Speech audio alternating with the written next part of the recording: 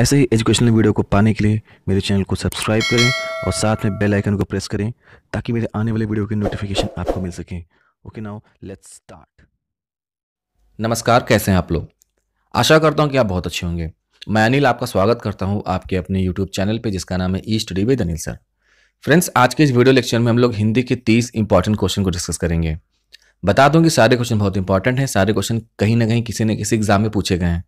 सो friends, without any late चलिए video को start करते हैं। तो फ्रेंड्स, फर्स्ट क्वेश्चन आपके स्क्रीन पर है, जैसा कि आप देख सकते हैं। तो पहला क्वेश्चन यहाँ पर है, आधुनिक भाषा विज्ञान का जनक कौन है। आपके विकल्प इस प्रकार है, पहला यहाँ पर है ब्लूमफील्ड, दूसरा है जेस्पर्सन, तीसरा है सोस्यूर, चौथा है ग्लीसन। आपका डी ऑप्शन में से सही विकल्प का चयन करना है। बताइए आपका ए सही है, बी सही है, सी सही है या फिर डी सही है। आई होप कि अब तक आपने राइट ऑप्शन को मन में सोच लिया होगा। तो बता दूं, आपका जो राइट ऑप्शन यहाँ पर है वो है फर्स्ट का सी यानी सोस्यूर। यह फ्रेंड्स, सोस्यूर को आधुनिक भाषा विज्ञान के जनक के रूप में जाना जाता है। इनका पूरा नाम है फर्दिनांद द सोस्यूर। इनका जन्म 1857 ईस्वी में जेनेवा में हुआ था। तो फ्रेंड्स, ये कुछ इंफॉर्मेशन थी फर्स्ट क्वेश्चन को लेके। तो फर्स्ट का जो राइट ऑप्शन है वो है फर्स्ट का सी यानी सोस्यूर। चलते हैं अगले क्वेश्चन पे। तो अगला प्रश्न यहाँ पे क्या कह रहा है, घोंसले में चिड़िया है, इनमें कौन सा कारक है। आपको यहाँ बताना है कि घोंसले में चिड़िया है, इनमें कौन सा कारक है। तो आपके विकल्प इस प्रकार है, पहला यहाँ पर है अधिकरण कारक, दूसरा है संबंध कारक, तीसरा है अपादान कारक, चौथा है संप्रदान कारक। तो यहाँ पे आपको सही विकल्प का चयन करना है। अधिकरण कारक होगा, संबंध कारक होगा, अपादान कारक होगा या फिर संप्रदान कारक होगा। और आई होप कि अब तक आपने इसको भी अपने मन में सोच लिया होगा। तो बता दूं फ्रेंड्स, आपका जो सेकंड का राइट ऑप्शन है वो है सेकंड का ए यानी अधिकरण कारक। तो सेकंड का ए इज द राइट वन। चलते हैं अगले क्वेश्चन पे। तो अगला क्वेश्चन यहाँ पे क्या कर रहा है, गैल भैल ये शब्द हैं। तो आपको बताना है कि गैल भैल कौन सी बोली है। तो आपके ऑप्शन है भोजपुरी, दूसरा है अवधी, तीसरा है ब्रजभाषा, चौथा है बुंदेली। आपको बताना है कि गैल भैल इसमें से कौन सी बोली है। तो बता दो फ्रेंड्स, आपका जो थर्ड का जो सही विकल्प है वो है थर्ड का ए यानी भोजपुरी। जी फ्रेंड्स, भोजपुरी में आपके ये सारे वर्ड यूज किए जाते हैं। आपका जो गोरखपुर का बेल्ट है वहाँ पे भोजपुरी लैंग्वेज यूज की जाती है। तो उसमें आप देखेंगे कभी तो आपको गैल भैल जैसे आपको वर्ड वहाँ पे सुनने को मिलेंगे। तो आपका जो थर्ड का ए है भोजपुरी वो एकदम यहाँ पर सही है। चलते हैं चौथे नंबर क्वेश्चन पे। तो चौथा नंबर का क्वेश्चन क्या कह रहा है, कौन सी भाषा देवनागरी लिपि में लिखी जाती है। आपको यहाँ बताना है कि कौन सी ऐसी भाषा है जो देवनागरी लिपि में लिखी जाती है। तो आपके जो विकल्प हैं इस प्रकार है, पहला यहाँ पर है बंगला, दूसरा है पंजाबी, तीसरा है मराठी, चौथा है गुजराती। आपको यहाँ दिए ऑप्शन में से सही विकल्प का चयन करना है। तो बंगला सही होगा, पंजाबी सही होगा, मराठी सही होगा या फिर गुजराती सही होगा। और आई होप कि अब तक आपने इसको सोच लिया होगा। तो बता दो फ्रेंड्स, आपका जो फोर्थ का सी है यानी मराठी। ये फ्रेंड्स, आपकी मराठी जो आपकी भाषा है इसकी जो लिपि है वो देवनागरी है। तो फोर्थ का सी एकदम सही है। चलते हैं अगले क्वेश्चन पे। तो अगला क्वेश्चन यहाँ पर है, उच्चारण की दृष्टि से शा, शा और सा व्यंजन किस प्रकार के हैं। तो क्या है अंतस्थ है, क्या है वत्सर्य है या फिर उष्म है या फिर तालब है।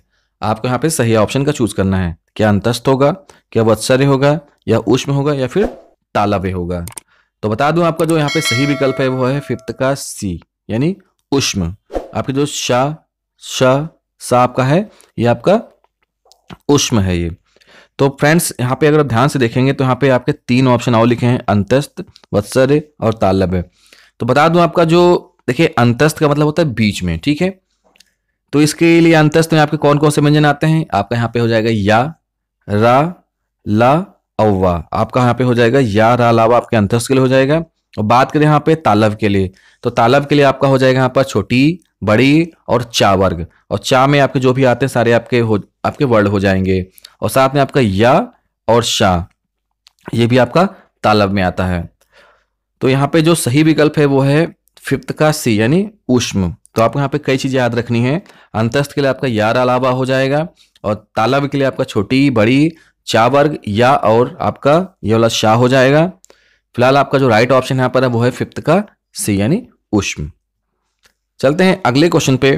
तो अगला क्वेश्चन यहाँ पे क्या कर रहा है, आप बीती शब्द में समास है। आपको बताना है कि आप बीती में कौन सा समास है। तो आपके विकल्प इस प्रकार है, पहला यहाँ पर है तत्पुरुष समास, दूसरा है द्वंद्व समास, तीसरा कर्मधारय समास, चौथा है द्विगु समास। आपको यहाँ पे सही विकल्प का चयन करना है। तत्पुरुष समास सही होगा, द्वंद्व समास सही होगा, कर्मधारय समास सही होगा या फिर आपका द्विगु समास सही होगा।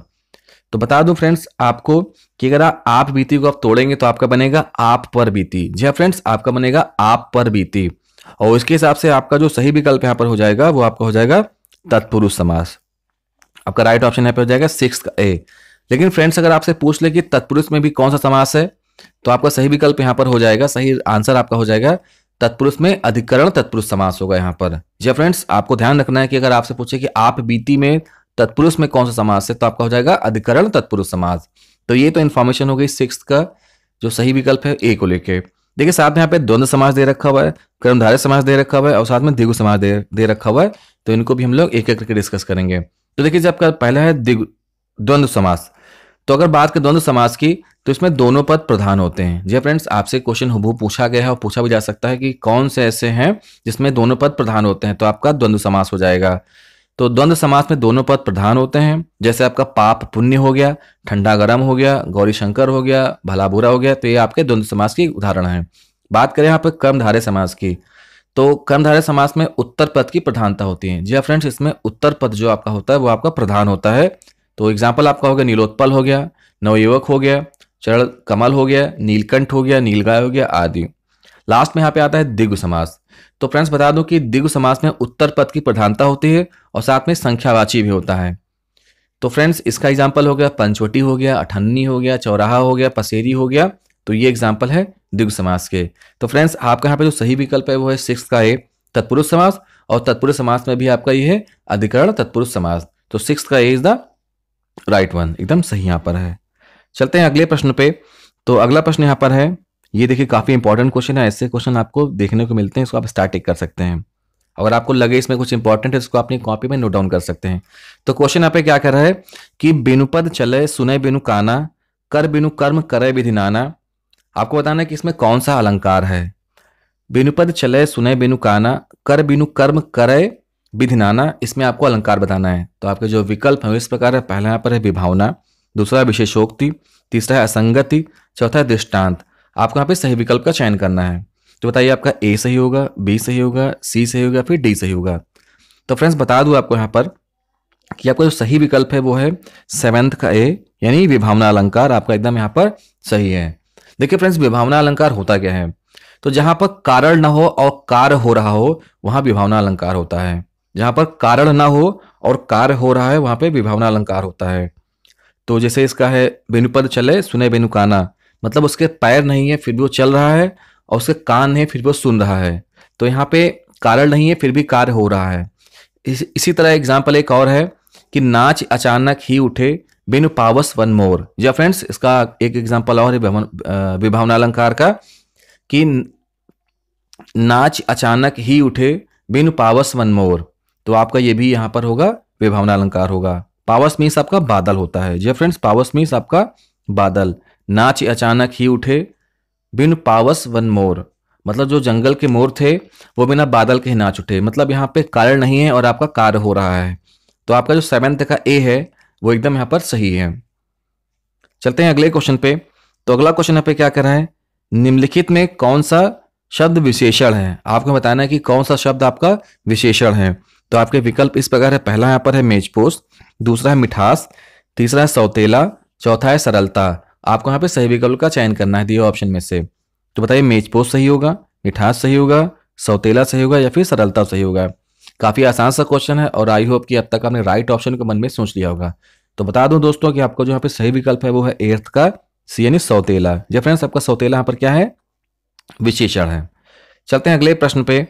तो अगला प्रश्न यहाँ पे क्या कर रहा है, निम्नलिखित में से कौन सा शब्द सर्वनाम नहीं है। आपको बताना है कि निम्नलिखित में से कौन सा शब्द सर्वनाम नहीं है। तो आपके विकल्प इस प्रकार है। पहला यहाँ पर है कौन, दूसरा है कोई, तीसरा है उसने, चौथा है 10 गुना। काफी आसान सा क्वेश्चन है, देख के आपने इसका राइट ऑप्शन को मन में सोच लिया होगा। तो बता दूं आपका जो 9th का सही विकल्प है वो है 9th का डी, यानी 10 गुना आपका यहाँ पर क्या है, ये आपका सर्वनाम नहीं है। देखिए सर्वनाम क्या होते हैं, जो संज्ञा के स्थान पर प्रयोग किए जाते हैं। जैसे मान लीजिए कि किसी का नाम राम है, श्याम है, मोहन है, तो ये तो संज्ञा हो गया। लेकिन मान लीजिए उसी के स्थान पे मैंने उसने बोला या मैं बोला, वह बोला या बोला, तो ये सब क्या हो जाता है, आपका सर्वनाम हो जाता है। तो 9th का जो डी है यहाँ पे एकदम सही है। चलिए चलते हैं अगले क्वेश्चन पे। तो अगला क्वेश्चन पे क्या कह रहा है कि संज्ञा के कितने भेद माने जाते हैं। जी फ्रेंड्स, आपको बताना है यहाँ पे कि संज्ञा के कितने भेद होते हैं। तो आपके जो विकल्प इस प्रकार है, पहला यहाँ पर है 5, दूसरा है 2, तीसरा है 7, चौथा है 8। आपको यहाँ पे सही विकल्प का चयन करना है। फ्रेंड्स, काफी इंपॉर्टेंट क्वेश्चन है, इसको आप स्टार्ट टिक कर सकते हैं क्योंकि ऐसे ही क्वेश्चन आपके एग्जाम में पूछे आते हैं। तो बताइए यहाँ पे सही विकल्प क्या है। 5 सही होगा, 2 सही होगा, 7 सही होगा या फिर 8 सही होगा। तो बता दूं आपका जो सही विकल्प यहाँ पर है वो है 10th का ए यानी 5। जी फ्रेंड्स, संज्ञा के 5 भेद होते हैं। अच्छा, वो कौन कौन से भेद होते हैं? देखिए, पहला आपका होता है व्यक्तिवाचक संज्ञा, दूसरा आपका होता है जातिवाचक संज्ञा, तीसरा आपका होता है द्रव्यवाचक संज्ञा, चौथा आपका होता है भाववाचक संज्ञा और अंतिम आपका होता है समूहवाचक संज्ञा। तो आपको सारे याद रखने हैं, व्यक्तिवाचक, जातिवाचक, द्रव्यवाचक, भाववाचक और समूहवाचक। तो संज्ञा के टोटल आपके 5 भेद होते हैं। तो 10th का जो ए है वो एकदम सही है यहाँ पर। अगला क्वेश्चन पे क्या कह रहा है, आपको बताना है कि सामिश का विलोमार्थक शब्द क्या है। मतलब सामिश का आपको यहाँ पे विलोम बताना है। तो पहले आप ऑप्शन को पढ़ते हैं, फिर देखते हैं क्या राइट ऑप्शन इसका होगा। तो पहला यहाँ पर है आमिष, दूसरा है अनमिष, तीसरा है निरामिष, चौथा है निर्मिष। तो बताएं यहाँ पे राइट ऑप्शन क्या होगा। ए सही होगा, बी सही होगा, सी सही होगा या फिर डी सही होगा। आपको यहाँ पे सामिश का विलोम बताना है। तो फ्रेंड्स, बता दूं यहाँ पे जो आपका 11th का जो सही क्वेश्चन है, इसका जो सही ऑप्शन है वो है 11th का सी यानी निरामिष। अच्छा फ्रेंड्स, इसका मतलब क्या होता है? देखिए, निरामिष मतलब होता है जो मांस ना खाने वाला, मतलब मांस ना खाने वाले व्यक्ति को हम लोग बोलते हैं निरामिष, जिसको हम लोग इंग्लिश में बोलते हैं वेजिटेरियन। लेकिन वही आपका जो सामिष मतलब क्या होता है, जो मांस खाने वाला, मतलब नॉन वेजिटेरियन। तो आपको साथ में ये भी पता होना चाहिए कि सामिष मीन्स आपका नॉन वेजिटेरियन जो मांस खाता हो, जबकि आपका निरामिष होता है आपका मतलब मांस ना खाता हो, मांस ना खाने वाला आपका वेजिटेरियन हो। तो 11th का 11वां का सी एकदम यहाँ पर सही है। चलते हैं अगले प्रश्न पे। तो अगला प्रश्न यहाँ पे क्या कह रहा है, निम्नलिखित में से नौका का पर्यायवाची है। आपको बताना है कि नौका का पर्यायवाची कौन है। तो आपके जो विकल्प है इस प्रकार है, पहला यहाँ पर है तरलीजा, दूसरा है तरी, तीसरा है तिया, चौथा है पवन। तो बताइए यहाँ पर राइट ऑप्शन क्या होगा। तरलीजा सही होगा, तरी सही होगा, तिया सही होगा या फिर पवन सही होगा। और काफ़ी आसान सा क्वेश्चन ये भी हो सकता है कि आपने इसके राइट ऑप्शन को मन में सोच लिया हो। अगर नहीं आपको पता होगा तो मैं बताऊंगा इसका राइट ऑप्शन क्या होगा। तो बता दो फ्रेंड्स, आपका जो 12th का बी है तरी, तरी ये आपका एकदम सही है। ये आपका नौका का पर्यायवाची होता है। बाकी आपके सारे यहाँ पे रॉन्ग आंसर है।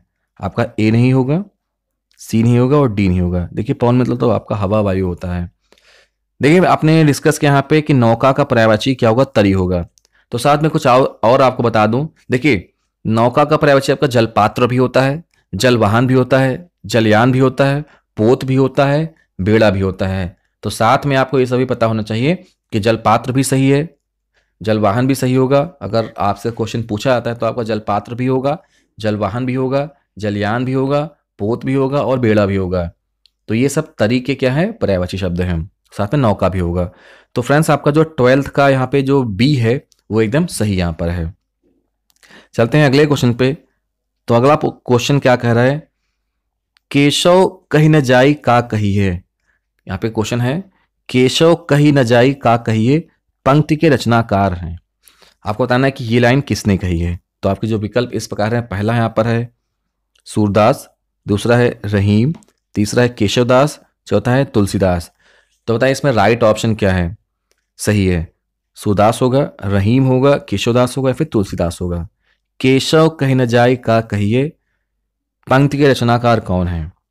तो बता दूं आपका जो सही विकल्प इसका है वो है 13 का डी यानी तुलसीदास। फ्रेंड्स, यहाँ पे केशव वर्ड से लोग कंफ्यूज हो गए होंगे, बट बता दूं इसका जो सही विकल्प है वो है 13 का डी यानी तुलसीदास। चलते हैं अगले क्वेश्चन पे। तो अगला क्वेश्चन क्या कह रहा है, निम्नलिखित काव्य पंक्ति किस रचनाकार की है। आपको बताना है कि निम्नलिखित काव्य पंक्ति किस रचनाकार की है। तो वो काव्य पंक्ति क्या है कि प्रभु जी तुम दीपक हम बाती, जाकी ज्योति बरे दिन राती। तो आपको बताना है कि जो ये काव्य पंक्ति है ये किसकी रचना है। तो फिर से मैं इसको पढ़ देता हूं कि प्रभु जी तुम दीपक हम बाती, जाकी ज्योति बरे दिन राती। अब हम बात करते हैं यहाँ पे ऑप्शन की। तो आपके ऑप्शन यहाँ पर हैं, पहला यहाँ पर है नानक देव, दूसरा है कबीर, तीसरा है रैदास, चौथा है दादू दयाल। तो बताइए यहाँ पे राइट ऑप्शन क्या है? नानक देव सही होगा, कबीर सही होगा, रैदास सही होगा या फिर दादू दयाल आपका सही होगा। प्रभु जी तुम दीपक हम बाती, जाकी जोत बड़े दिन राती। और आई होप कि अब तक आपने राइट ऑप्शन को मन में सोच लिया होगा। तो फ्रेंड्स बता दूं, आपका जो यहाँ पे सही विकल्प है 14 का वो है सी, यानी रैदास। तो फ्रेंड्स ये आपकी जो रचना है वो रैदास जी की है। प्रभु जी तुम दीपक हम बाती, जाकी जोत बड़े दिन राती। फ्रेंड्स काफी इंपॉर्टेंट क्वेश्चन है, इसको आप स्टार्टिंग कर सकते हैं, काफी इंपॉर्टेंट क्वेश्चन है। चलते हैं अगले क्वेश्चन पे। तो अगला क्वेश्चन पे क्या कह रहा है कि चौराहा में कौन सा समास है। देखिए फ्रेंड्स आपसे पूछ लिया यहाँ पे कि चौराहा में कौन सा समास है। तो आपके जो विकल्प हैं, आपके जो ऑप्शन है इस प्रकार है। पहला यहाँ पर है द्विगु समास, दूसरा है तत्पुरुष समास, तीसरा है बहुब्रीहि समास, चौथा है कर्मधारय समास। अब आपको यहाँ पे दिए ऑप्शन में से सही विकल्प का चयन करना है। तो यहाँ पे द्विगु समास सही होगा, तत्पुरुष समास सही होगा, बहुब्रीहि समास सही होगा या फिर कर्मधारय समास सही होगा। तो फ्रेंड्स बता दूं, आपका जो चौराहा है, तो चौराहा में जो सही विकल्प होगा वो आपका है यहाँ पर, यहाँ आपका 15 में सही विकल्प आपका है ए, यानी द्विगु समास। अभी मैंने आपको बताया था कि आपका जो द्विगु समास होता है इसमें देखिए आपका ये संख्यावाची होता है, मतलब इसमें आपके संख्या आती है। तो आप ध्यान से देखेंगे चौराहा यहाँ पर है, मतलब 4 राह, तो आपका इसलिए आपका यहाँ पे क्या हो जाएगा, ये आपका द्विगु समास हो जाएगा। यानी 15 का जो ए है वो एकदम सही यहाँ पर है। चलिए मूव करते हैं अगले क्वेश्चन पे। तो अगला क्वेश्चन यहाँ पर है, अंदर अंदर कड़ाही में गुड़ पगना का अर्थ बताना है आपको यहाँ पर कि अंदर अंदर कड़ाही में गुड़ पगना का अर्थ क्या होगा। ज्ञान होगा, गुप्त मंत्रणा होगा, अपने में सीमित होना होगा या फिर काम ना आना होगा। तो बताइए इसका राइट ऑप्शन क्या है? ज्ञान होना, गुप्त मंत्रणा होना, अपने में सीमित होना या फिर काम ना आना। काफी आसान सा ये, और अब तक आपने राइट ऑप्शन को मन में सोच लिया होगा। तो फ्रेंड्स अगर आप सोच रहे हैं यहाँ पे जो 16 का ए, तो एकदम वो गलत यहाँ पर है। आपने सोचा है कि 16 का सी, तो वो भी रॉन्ग है, और 16 का डी एकदम यहाँ पे रॉन्ग है। तो आपका जो राइट ऑप्शन यहाँ पर है वो है 16 का बी, यानी गुप्त मंत्रणा होना। क्या फ्रेंड्स, अंदर अंदर कड़ाही में गुड़ पगना का मतलब गुप्त मंत्रणा होना। चलते हैं अगले प्रश्न पे। तो अगला प्रश्न यहाँ पे क्या कर रहा है कि किस समास में कोई पद प्रधान नहीं होता। आपको बताना है कि किस समास में कोई पद प्रधान नहीं होता। तो आपके विकल्प इस प्रकार है। पहला पर है द्विगु, दूसरा है अव्ययभाव, तीसरा है बहुव्रीहि, चौथा है तत्पुरुष। आपको यहाँ बताना है कि कौन से समास में कोई पद प्रधान नहीं होता। तो फ्रेंड्स बता दूं, इसका जो सही विकल्प है वो है 17 का सी। फ्रेंड्स 17 का सी एकदम सही यहाँ पर है, बहुव्रीहि समास। देखिए फ्रेंड्स बहुव्रीहि समास क्या होता है कि इस समास में कोई भी पद प्रधान न होकर अन्य पद प्रधान होता है। विग्रह करने पर हमको एक नया शब्द मिलता है, नया शब्द निकल कर आता है। तो फ्रेंड्स बहुव्रीहि समास में कोई पद प्रधान न होकर एक अन्य पद प्रधान होता है, और विग्रह करने पर हमको एक नया शब्द मिलता है, नया शब्द एक निकल कर आता है। जैसे बात करें गजानन की, तो गजानन का मतलब क्या होगा, गज से आनन वाला, मतलब गणेश भगवान। बात करें चतुर्भुज, 4 है भुजाएं जिसकी अर्थात विष्णु भगवान। बात करें दशानन की, 10 है आनंद जिसके अर्थात रावण। ऐसे आपका चक्रपाणी हो गया, लंबोदर हो गया, गिरधर हो गया आदि। तो फ्रेंड्स आपका जो सही विकल्प यहाँ पर है वो है 17 का सी, यानी बहुव्रीहि समास। इसमें कोई भी पद प्रधान न होकर अन्य पद इसमें प्रधान होता है। तो 17 का सी एकदम सही यहाँ पर है। चलते हैं अगले प्रश्न पे। तो अगला प्रश्न यहाँ पे क्या कर रहा है, अंबर पनघट में डूबो रही, तारघट ऊषा नागरी में कौन सा अलंकार है। फ्रेंड्स देखिए अलंकार से और समास से आपके क्वेश्चन पूछे आते हैं, तो इसको आपको अच्छे से पढ़ना है। तो बताइए यहाँ पे कि अंबर पनघट में डुबो रही, तारघट ऊषा नागरी में कौन सा अलंकार है। तो आपके विकल्प यहाँ पे इस प्रकार है। पहला पर है आपका उपमा, दूसरा है यमक, तीसरा है रूपक, चौथा है उत्प्रेक्षा। तो बताएं यहाँ पे सही विकल्प क्या होगा। उपमा सही होगा, यमक सही होगा, रूपक सही होगा या फिर उत्प्रेक्षा सही होगा। फ्रेंड्स अब तक आपने राइट ऑप्शन को मन में आपने सोच लिया होगा। तो बता दूं आपका जो 18 का सी है रूपक, वो यहाँ पे आपका एकदम सही है। 18 का सी एकदम आपका सही यहाँ पर होगा। देखिए रूपक अलंकार होता क्या है, इसमें उपमेय में उपमान के भेद रहित आरोपण को हम लोग रूपक अलंकार कहते हैं। मतलब रूपक अलंकार क्या है, उपमेय में उपमान के भेद रहित आरोपण को हम लोग रूपक अलंकार कहते हैं। फ्रेंड्स ये तो उसका एक एग्जाम्पल था कि अंबर पनघट में डुबो रही, तारघट ऊषा नागरी, तो इसमें आपको रूपक अलंकार हो जाएगा। साथ में बात करूं तो जैसे आपका एक और है कि चरण कमल बंदव हरिराई, तो भी आपका रूपक अलंकार का एग्जाम्पल है। बात करें पायो जी मैं तो राम रतन धन पायो, तो ये भी आपका रूपक अलंकार का उदाहरण है। तीसरा यहाँ पर है मैया मैं तो चंद खिलौना ले हो, तो ये भी आपका रूपक का एग्जाम्पल है। और साथ में यहाँ पर है आए महंत बसंत, ये भी आपका रूपक का एग्जाम्पल है। तो यहाँ पे मैंने आपसे 4 एग्जाम्पल डिस्कस किए रूपक अलंकार में। फिर से एक बार इसको रिपीट कर दे रहा हूँ। देखिए पहला आपका यहाँ पर है अंबर पनघट में डुबो रही तारघट ऊषा नागरी, इसमें देखिए आपको रूपक अलंकार होगा। साथ में चरण कमल बंदो हरिराई, इसमें भी रूपक अलंकार है। पाए जी मैं तो राम रतन धन पायो, इसमें भी आपका रूपक अलंकार है। मैया मैं तो चंद खिलौना ले हो और आए महंत बसंत, इन सभी में आपका रूपक अलंकार है। तो 18 का जो सी है रूपक अलंकार वो एकदम यहाँ पर सही है। चलते हैं अगले प्रश्न पे। तो अगला प्रश्न यहाँ पे क्या कह रहा है कि सुधा का अनेकार्थक शब्द क्या है। आपको बताना है कि सुधा का अनेकार्थक शब्द क्या होगा। तो आपके जो विकल्प हैं, पहला यहाँ पर है बादल बिजली, दूसरा है अमृत पानी, तीसरा यहाँ पर है प्राण प्रियतम, और चौथा यहाँ पर है सेना शक्ति। तो आपको बताना है कि 19 का सही ऑप्शन क्या है, सही विकल्प क्या है। तो बादल बिजली होगा, अमृत पानी होगा, प्राण प्रियतम होगा, या फिर सेना शक्ति होगा। तो बता दूं आपका जो 19 का बी है, ये अमृत और पानी, ये एकदम सही है। जी फ्रेंड्स, आपका सुधा का मतलब अमृत भी होता है और आपका पानी भी यहाँ पे होता है। तो आपका 19 का जो बी है वो एकदम यहाँ पर सही है। चलते हैं अगले क्वेश्चन पे। तो अगला क्वेश्चन क्या कर रहा है, यहाँ पे कह रहा है कि ई स्वर के उच्चारण में जीभ का कौन सा भाग आवश्यक है। आपको बताना है कि जो छोटी लिखी हुई यहाँ पर स्वर के उच्चारण में जीभ का कौन सा भाग आवश्यक है। तो अग्रभाग, मध्य भाग, पश्च भाग या कोई नहीं। तो आपको बताना है यहाँ पर कि अग्रभाग इंपॉर्टेंट है, आवश्यक है, मध्य भाग आवश्यक है, पश्च भाग आवश्यक है, या फिर इसमें से कोई नहीं है। आपको यहाँ पे सही विकल्प का चयन करना है। तो बता दो फ्रेंड्स, आपका जो यहाँ पे सही विकल्प है वो है 20 का बी, यानी 20 का जो बी है मध्य भाग, वो एकदम सही यहाँ पर है। देखिए जिस ध्वनियों के उच्चारण में जीवा का मध्य भाग तालु को स्पर्श करता है उसे हम लोग तालव्य कहते हैं। और जो आपका यहाँ पर होगा, आपका जो मध्य भाग में कौन कौन सा आप यूज करते हैं बोलने के लिए, तो आपका जैसे छोटी है, बड़ी है, चा वर्ग आपका हो गया, चा वर्ग आपका हो गया, शाह हो गया आपका, और या हो गया। जी फ्रेंड्स, आपका हम लोग मध्य भाग को यूज करते हैं इन सब हम लोग वर्ड को बोलने के लिए। तो कौन कौन सा आपका हो गया, छोटी हो गया, बड़ी हो गया, चा वर्ग हो गया, आपका शाह हो गया, और आपका या हो गया। तो इनको हम लोग प्रोनाउंस करने के लिए हम लोग मध्य भाग का प्रयोग करते हैं। तो 20 का जो बी है वो एकदम यहाँ पर सही विकल्प आपका है।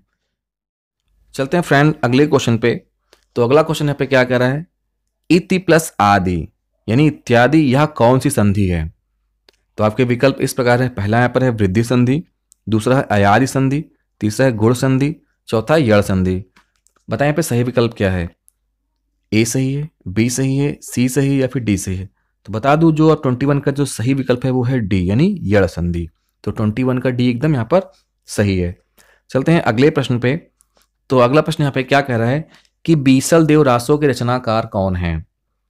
तो आपके जो विकल्प हैं इस प्रकार है, पहला पर है नरपति नाल, दूसरा है चंद्रवरदाई, तीसरा है घनपाल, चौथा है जयानक।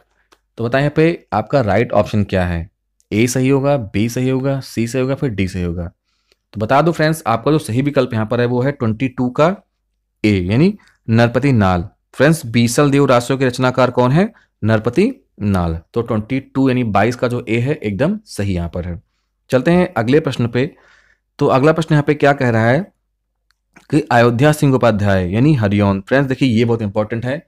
कई बार क्या होता है कि आपसे पूछ लेगा कि हरिओंद जी का पूरा नाम क्या था, या फिर पूछ लेगा कि अयोध्या सिंह उपाध्याय को हम लोग किस नाम से और जानते थे। तो फ्रेंड्स देखिए, अयोध्या सिंह उपाध्याय हरिओंद, ये भी आपको सामने पूरा पता होना चाहिए, का प्रसिद्ध काव्य है। आपको बताना है कि हरिओंद जी का प्रसिद्ध काव्य इसमें से कौन सा है। तो आपके जो ऑप्शन है इस प्रकार है, पहला पर है कामायनी, दूसरा है प्रिय प्रवास, तीसरा है कुरुक्षेत्र, चौथा है साकेत। तो बताएं यहाँ पे राइट ऑप्शन क्या होगा, कामायनी सही है, प्रिय प्रवास सही है, कुरुक्षेत्र सही है, या फिर साकेत सही है। तो फ्रेंड्स बता दूं, आपका जो सही विकल्प यहाँ पर है वो है 23 का बी, यानी प्रिय प्रवास। देखिए फ्रेंड्स, आपका प्रिय प्रवास हरिओंद जी की है, और साथ में इनकी एक है वैदेही वनवास। फ्रेंड्स ये दो आपकी बहुत इंपॉर्टेंट है, इसको आपको दोनों याद होना चाहिए। इसको आप कहीं किसी कॉपी पर लिख सकते हैं कि प्रिय प्रवास और वैदेही वनवास। तो फ्रेंड्स इसका शॉर्ट ट्रिक मैंने बनाया था जब मैं पढ़ता था कि प्रिय प्रवास वैदेही बनवास हरियोद तुम्हारी रचना है। तो फ्रेंड्स आप ऐसे इसको आप याद कर सकते हैं, प्रिय प्रवास वैदेही बनवास हरियोद तुम्हारी रचना है। तो 23 का जो बी है प्रिय प्रवास वो एकदम सही है, और साथ में आपका वैदेही बनवास भी हरियोद जी की रचना है। तो 23 का बी एकदम सही यहाँ पर है। चलते हैं अगले प्रश्न पे। तो अगला प्रश्न यहाँ पर है, पा ध्वनि का उच्चारण स्थान है। आपको बताना है कि पा ध्वनि का उच्चारण स्थान है। तो मूर्धन्य होगा, तालव्य होगा, दंत होगा या फिर ओष्ठ होगा। आपको यहाँ पे सही विकल्प का चयन करना है। तो बता दूं आपका जो 24 का जो सही विकल्प है वो है डी। आपका है यहाँ पे डी, आपका ओष्ठ होगा।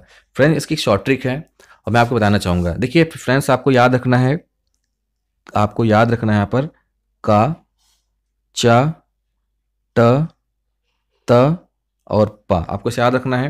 देखिए फ्रेंड्स आपका यहाँ पे शॉर्ट ट्रिक इसकी क्या है, ये आपका के हो जाएगा, ये आपका टी हो जाएगा, यहाँ पे आपका एम हो जाएगा, यहाँ पे डी हो जाएगा आपका, ये आपका ओ हो जाएगा। देखिए फ्रेंड्स आपका जितने भी आपके का वर्ग होते हैं इनका उच्चारण स्थान कंठ होता है, ठीक है। फिर आपका चा आएगा, जो चा आपका हो जाएगा तालु हो जाएगा, और टा जो आपका वर्ग होगा ये आपका मूर्धन्य हो जाएगा, और ता आपका जो हो जाएगा वो आपका दंत हो जाएगा, और जो आपका पा वर्ग है आपका वो ओष्ठ हो जाएगा। तो ऐसे आप लोग इसका ट्रिक से याद कर सकते हैं। तो 24 का जो सही विकल्प यहाँ पर है वो है डी यानी ओष्ठ। तो पा ध्वनि आपका ओष्ठ होगा। चलते हैं अगले प्रश्न पे। तो अगला प्रश्न यहाँ पे क्या कर रहा है कि कुकुरमुत्ता, नए पत्ते तथा तुलसीदास किनकी कृतियां हैं। तो आपके जो विकल्प इस प्रकार है, पहला पर जयशंकर प्रसाद, दूसरा है महादेवी वर्मा, तीसरा है सुमित्रा नंदन पंत, चौथा है निराला। तो बताएं पर राइट ऑप्शन क्या होगा। ए सही है, बी सही है, सी सही है या फिर डी सही है। तो बता दूं आपका जो 25 का जो डी है निराला एकदम सही है। फ्रेंड्स आपको इनका पूरा नाम पता होना चाहिए। तो इनका पूरा नाम है सूर्यकांत त्रिपाठी निराला जी। तो 25 का जो डी है वो एकदम सही यहाँ पर है। चलते हैं अगले प्रश्न पे। तो अगला प्रश्न यहाँ पर क्या कर रहा है, कार्य शब्द का तद्भव रूप है। आपको बताना है कि कार्य शब्द का तद्भव रूप क्या होगा। तो आपके जो विकल्प इस प्रकार है, पहला यहाँ पर कर्म, दूसरा है काज, तीसरा है कर, चौथा है कार। बताएं यहाँ पे राइट ऑप्शन क्या होगा। कर्म सही है, काज सही है, कर सही है, फिर कार सही है। तो बता दूं आपका जो 26 का जो सही विकल्प है वो है बी। 26 का आपका बी एकदम सही है। तो कार्य शब्द का तद्भव रूप होगा काज। चलते हैं दोस्तों अगले क्वेश्चन पे। तो अगला क्वेश्चन यहाँ पे क्या कह रहा है, यथाशक्ति में कौन सा समास है। तो आपके जो विकल्प है इस प्रकार है, पहला यहाँ पर है बहुव्रीहि समास, दूसरा है अव्ययभाव समास, तीसरा है द्विग समास, चौथा है तत्पुरुष समास। बताइए पर राइट ऑप्शन क्या है। बहुव्रीहि समास सही होगा, अव्ययभाव समास सही होगा, द्विग समास सही होगा या फिर तत्पुरुष समास सही होगा। तो बता दूं जो आपका 27 का सही विकल्प है वो है बी यानी अव्ययभाव समास। फ्रेंड इसके बहुत से एग्जाम्पल हैं, मैं आपको डिस्कस करना चाहता हूं। देखिए जैसे आपका हो गया आमरण, आजन्म, रातों रात, मनमाना, अपाद मस्तक। तो ये सारे एग्जाम्पल आपके किसके हैं, अव्ययभाव समास के हैं। तो यहाँ पे आपका जो सही विकल्प है वो है 27 का बी, आपका अव्ययभाव समास। चलते हैं अगले प्रश्न पे। तो अगला प्रश्न यहाँ पे क्या कर रहा है, मूक शब्द का विलोम रूप है। आपको बताना है कि मूक शब्द का विलोम रूप क्या होगा। यहाँ पर अंधा होगा, लंगड़ा हो गया, वाचाल हो गया या फिर बात होगा। आपको यहाँ पे सही विकल्प का चयन करना है। अंधा सही होगा, लंगड़ा सही होगा, वाचाल सही होगा या फिर बात सही होगी। तो मैं बताइए यहाँ पे सही विकल्प क्या है। तो बता दो फ्रेंड्स आपका जो 28 का जो आपका सी है वो एकदम यहाँ पर सही है। चलते हैं अगले क्वेश्चन पे। तो अगला क्वेश्चन यहाँ पे क्या कह रहा है, वे बड़ी सुंदर मूर्तियां बनाते थे, वाक्य में प्रविशेषण है। तो आपके ऑप्शन इस प्रकार है, पहला यहाँ पर है वे, दूसरा है बड़ी, तीसरा है सुंदर, चौथा है मूर्तियां। बताइए पर राइट ऑप्शन क्या होगा। आपको दिए ऑप्शन में से सही विकल्प का चयन करना है। तो बता दो फ्रेंड्स आपका जो 29 का बी है वो एकदम यहाँ पे सही है, आपका बड़ी यहाँ पे एकदम सही है। तो 29 का बी एकदम यहाँ पर राइट ऑप्शन होगा। चलते हैं अपने अंतिम और लास्ट क्वेश्चन पे। तो लास्ट क्वेश्चन यहाँ पे क्या कर रहा है, ऋजु का विलोम शब्द है। आपको बताना है कि ऋजु का विलोम शब्द क्या होगा। सीधा होगा, त्रिकोण होगा, सरल होगा या फिर वक्र होगा। तो काफी आसान सा क्वेश्चन है और आई होप कि अब तक आपने राइट ऑप्शन को मन में सोच लिया होगा। तो बता दूं आपका जो 30 का जो डी है वक्र वो एकदम यहाँ पर सही है। तो 30 का डी एकदम सही है, 30 का डी एकदम राइट वन। तो फ्रेंड्स ये 30 क्वेश्चन थे हिंदी के। बताइए आपको वीडियो कैसा लगा। आई होप कि आपको वीडियो अच्छा लगा होगा। So friends, thank you so much, keep supporting, keep promoting, thank you so much, bye bye, take care.